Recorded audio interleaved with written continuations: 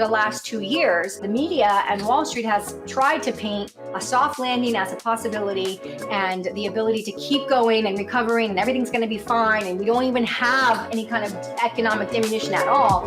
It's just completely ridiculous.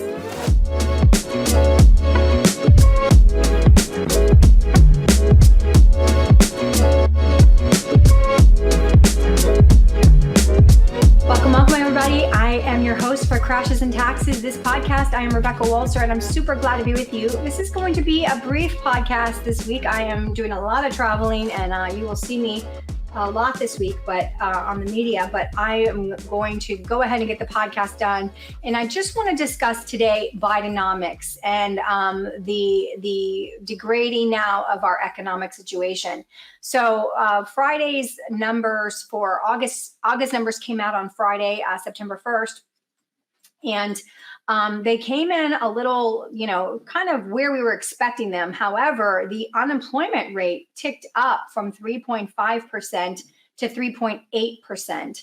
And that is because our labor participation, we had about 736,000 people who were added to the looking for work. So the labor force participation went up to 62.8%. And that is, just so that you're aware, that is about 1/2 of a percentage point from its pre-pandemic high, meaning that we had around 63.3% labor force participation before coronavirus came in and disjointed and jolted the whole world. So the unemployment rate for adult men, whites, and Asians rose in August, while the jobless rate for adult women, teenagers, Blacks, and Hispanics showed little to no change over the following month. The number of job losers and persons who completed temporary jobs increased by 294,000 to 2.9 million, which is really indicative of, again, I have said in the last 2 podcasts, and I certainly said in the podcast where I talked about we are not going to have a soft landing, that hour-and-a-half podcast I did a couple of weeks ago. And I started to say that we're starting to see a labor force weakening, and this data coming out for August is right in line with exactly what I was starting to see trending 2 weeks ago, earlier, 3 weeks ago, when I started to say labor is now going through a shift.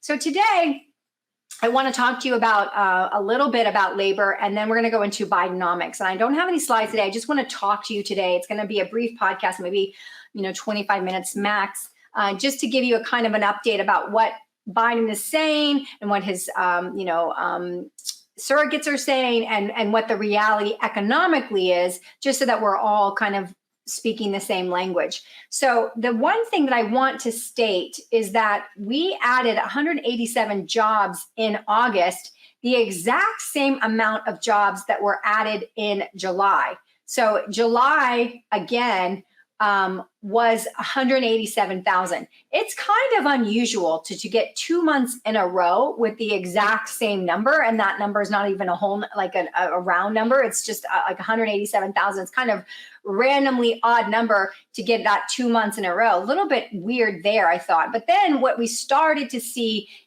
with the September number coming out for August is that they did again revise non-farm payroll employment downwards for both June and July. We have 110,000 jobs less than we previously thought that were actually created in June and July. So June was revised down by 80,000 from 185,000 to 105,000. Now, if you just think of that as a percentage, that's almost a 50% off. If your total was almost 185, and you bring it down to 105, you've decreased it by almost 50%. That is a really horrible estimate. In statistics, that is such an outlier. It's a standard deviation of more than 3. It's horrible. And it's a really bad estimator. Now for July, they revised the figure down 30,000. So 187,000, the same number we have for August again, which again is very suspect, but revised downward by another 30,000 to 157,000. So I'm just, again, trying to point out to you guys that, we get all this data and we think that Powell has more runway or has less runway. And yet the truth is that the numbers really keep getting diminished the forward months. As we go forward and we get a new number, 187, the August number will probably be revised downwards. So let's talk about Bidenomics. And let's talk about what he's saying out there in the world and what's the reality. And I don't really. It could be Trump, it could be Biden. This is not political. This is economic, and these are just mathematical economic facts. And so I don't really care who your preference is for president. That's your personal business. That you have a civic right and I think responsibility to vote. That's completely up to you. And I'm not giving you any information about that one way or the other on this particular topic. I might share my opinion with you sometimes on leadership, but that's not what I'm doing today with this podcast. So President Biden and really his surrogates, his surrogates are really out there pushing Bidenomics. And Bidenomics is just the economic policies of the Biden administration. He claims that he has created the largest amount of jobs really since coronavirus. He claims 13.4 million jobs have been created. Now, this is false. We have not had 13.4 million new jobs created. We had jobs that disappeared when the pandemic started and the world shut down. Trump was able to recover, and the correct economic term is recover. Trump was able to recover 16.6 million jobs while he remained in office. Biden has recovered 13.4 million jobs since he's been in office. And the new jobs that have actually been created is actually 2 million since Biden took office in January 2021. So most of the jobs under both Trump and Biden for the last 2.5 years have been recovering previous jobs where people were laid off because of the coronavirus, because everything shut down. You got to remember, America is a consumption-based economy. We consume goods and services. That is our main GDP creation. So as we are consuming, because we shut down for the pandemic, millions and millions of jobs were laid off. That's why this stimulus was so incredibly large, to keep the country moving forward with stimulus checks from the government to people, as opposed to making actual payroll. So we have had 2 million jobs created since January of 2021, 2 million new jobs created. We've recovered 13.4. And like I said, Trump recovered 16.6. So if you combine those two numbers, we've recovered basically, 30 million jobs.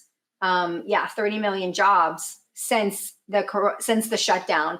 And then Biden's administration has created 2 million additional new jobs. So it's just important that we are very careful when he is being so loose of, I have created this many jobs. It's just not the case. And you can see that more jobs came back under Trump 16.6 because they would have been coming back right away than the laggards that came under Biden that didn't come until January 2021 and after. The other thing that he really likes to talk about is, how this is resonating through multiple different states. And the thing that I want to say, the top 10 GDP producing states, the top 10, 8, and again, this is going to sound political. Follow the politics that you want. I'm just giving you the data and the facts, the economic facts. The 10 top producing GDP states of economic recovery are 8 of them have a Republican governor, and all 10 of them, this does not obviously include California or Illinois, because these are not 2 of the states that are the economic recovery engine, but these are the top 10 states of economic recovery, and all 10 are Republican legislature controlled. So I don't know if that has an impact that, they're more fiscally conservative, or what the reason is, if there's an organizational structure to the state that's superior economically. But I just want you to recognize that when Biden goes out and talks about these different states that are doing so well, the states that he's mentioning are Republican legislatures controlled, and 8 of them out of 10 have a Republican governor. Now, Biden has said that he has the fastest real wage growth, or the fastest wage growth, basically, and he uses that as a Bidenomics talking point. And he talks about basically 3.1%, for his wage growth. And the truth is that adjusting for inflation, real wages have actually fallen. So yes, we've had wage growth since January of 2021 to May of 2023 of 3.1%, but our inflation in that exact same time period was in excess of 4%. So real wage growth is actually negative, putting Biden not in a great position at all for true real wage growth when you compare it to the cost of living and inflation. Now, the BLS, the Bureau of Labor Statistics, tells us that 57% of Americans are living paycheck to paycheck, and that number is expected to grow by the end of the year to somewhere above 67%. We're expecting a 10% increase. We're really expecting economic disruption, and we've been saying it over and over and over. You guys, I don't have a big podcast for you today, but I'm here to tell you that this is a time of global change and economic disruption, and you need to be prepared for that. I've been saying this since the pandemic, since we printed 20 trillion globally, knowing that was going to be completely unsustainable and very difficult to absorb into the economy without massive inflation. Inflation will cause the Federal Reserve to react, which they did. They raised rates so fast over multiple times. And now we're at the point of a liquidity crisis. We have bank losses, real bank losses in terms of currency value, that's extremely high in relation to the liquidity ratios that we have. So we have big problems. We had the Federal Reserve actually give several banks, large banks, a directive to capitalize more and to get more ability to have reserves for losses, because the Federal Reserve is aware that something is amiss and something is coming economically and globally speaking.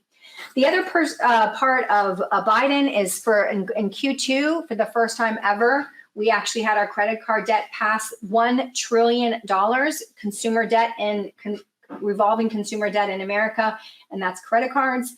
And that is a 28% increase on credit card balances since the beginning of the administration. We have 1 in 4 Americans cutting back on their retirement savings since 2021.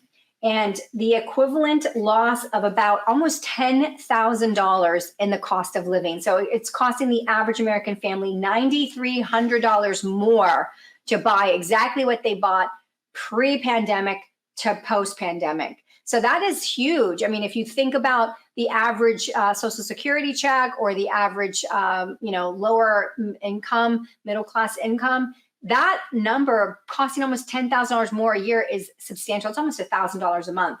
We've had home sales decline 34% since January of 2021, and I certainly do not blame that on this administration. That clearly is a result of multiple things that have happened since coronavirus, but definitely the Federal Reserve and their massive interest rate hikes have now led us to mortgage rates that are in the 8% range for the first time in long time, decades and decades. And obviously that is having a massive problem with the housing market. And then Biden talks about he's reduced the deficit by 1.7 trillion. The problem with that is he's not clarifying the difference between the debt and the deficit. So the deficit is what the annual budget shortfall is for the federal government. So if the pandemic, where the pandemic and the Treasury printed all this stimulus, obviously we have a massive deficit when we printed massive stimulus in 2020 and even 2021 from coronavirus and from the pandemic. So if you've got all this stimulus that's being printed and then you stop that in 2021 and 2022 when the new administration takes over, which most of the stimulus stopped after 2021, you'll see that your deficit will go down by 1.7 trillion because you aren't printing trillions and trillions beyond current tax collection in paper that you're just stimulating the economy with. So while it's true that he reduced the deficit 1.7 trillion from the previous year, that was the year that he compared to was the year that we had coronavirus and did print a ton of stimulus. So clearly the deficit would come down off of the stimulus year. And if you want to look at the actual debt, the debt is the federal debt, the acknowledged public figure that is due and payable, that is owed to third parties that we have borrowed, that has actually gone up by 3.7 trillion since January of 2021 to 31.5 trillion. And we do have the most recent survey, almost 70%, 67% of Americans stating that they disapprove of Biden's economic policies or Bidenomics. So I just wanted to do a quick podcast today with my travel schedule this week and update you guys that when you go out there and you're hearing the surrogates and you're hearing all this information, understand that, most economists can take unique economic facts and make and paint a pretty picture. We have seen that for the last 2 years as the media and Wall Street has tried to paint a soft landing as a possibility and the ability to keep going and recovering and everything's going to be fine and we don't even have any kind of economic diminution at all. It's just completely ridiculous. We have another country way out of China, almost as large as Evergrande. Evergrande is not even now making actual financial payments. Forget about the bond interest. They're obviously in a bankruptcy situation. We now have another large real estate developer in China also collapsing.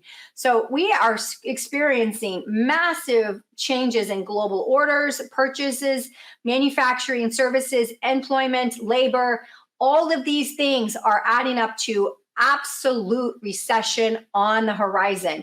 When you combine that with Saudi Arabia pulling back oil production, making crude go up, and then, of course, the fact that the BRICS is launching at the beginning of January of 2024, and you are looking at potentially a terrible September. And I don't want to scare you, but September is always typically the hardest month to trade through on Wall Street. And it is not going to be any easier this year with all of this economic headwind that we are facing.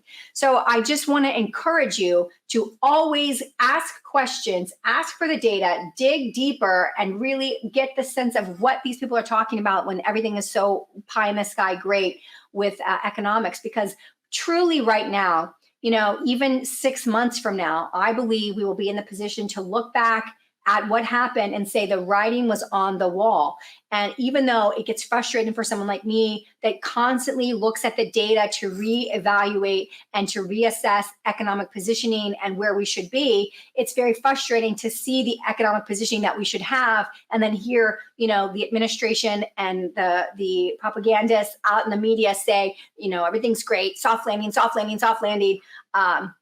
It's just not going to be, you guys. Unfortunately, we are going to have some massive economic events happen before even this year is out. And therefore, you should be talking with an advisor about a plan that is personalized for you and to you and your situation, because I think that if I could prognosticate where I see what's happening, I actually believe that we are on the largest economic shift ever in the history of time. And that's simply easy to see because we've had a global pandemic, we globally stimulated, and we are globally interconnected to China with our supply chain, to Taiwan, to Vietnam, to the East with our supply chain. And what's happening in the East and what's happening in the West and what's really happening as the world moves from dollar hegemony, which is just the dollar as the sole reserve standard, to a BRICS standard that's backed by gold, creating what we call multipolarity, an option. And when there's an option, hegemony is dead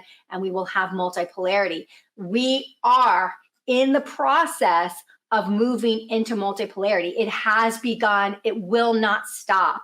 And eventually we will be moved on to what we call the quantum financial system in America. And that's a whole nother topic for another podcast. But I will let you know that things are heating up and we are not going to escape this 2023 without massive economic disruption. If you are not prepared, it is time to get prepared. You need to take some steps because certainly the Federal Reserve's warning to multiple additional banks that are large banks on liquidity capitalization and pulling up capitalization is alarming. The Federal Reserve knows that we have a liquidity crisis in the banking system, and we are not going to escape that this year. So that is really all I wanted to share with you guys this week. It's just a quick 25-minute podcast. I hope that was very helpful and informative. And until next week, that I can do a more in-depth one. I love you guys all. Enjoy the show. And until next week, take care, everybody.